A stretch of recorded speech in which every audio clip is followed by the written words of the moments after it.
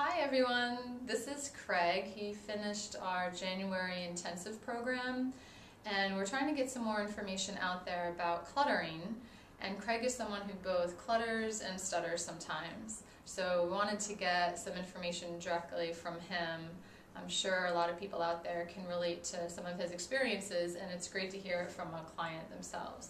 So Craig, why don't you give a little explanation of your experience, maybe differentiating between cluttering and stuttering for you?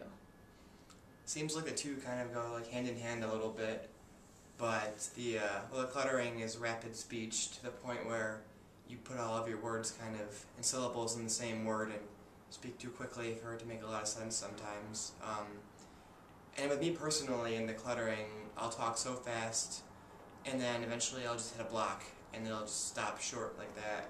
And that's why I think the two of them, for me personally at least, are very related like that, but different in the effects and how I feel when I'm doing them. So can you share a little more about what it feels like during moments of cluttering for you, when you get more of that rapid rate of speech and things start to bunch together, or syllables get left out, or...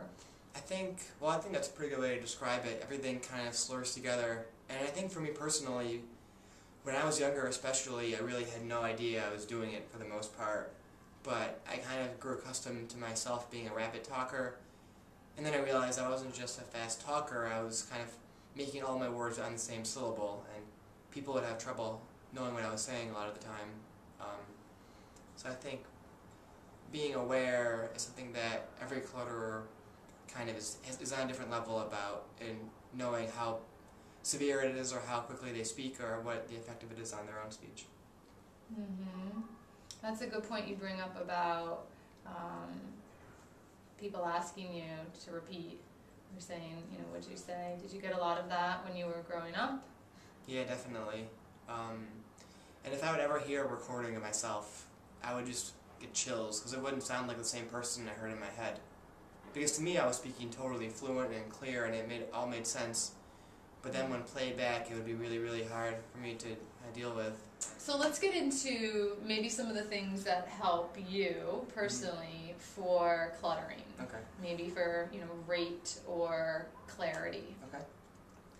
I think things that help with cluttering? Yeah, or what have you learned, or what have you done on your own even? Going through the whole process here has been really helpful, because even though it was stuttering predominant, it really helped me kind of know like ways I can control the rate of my speech too.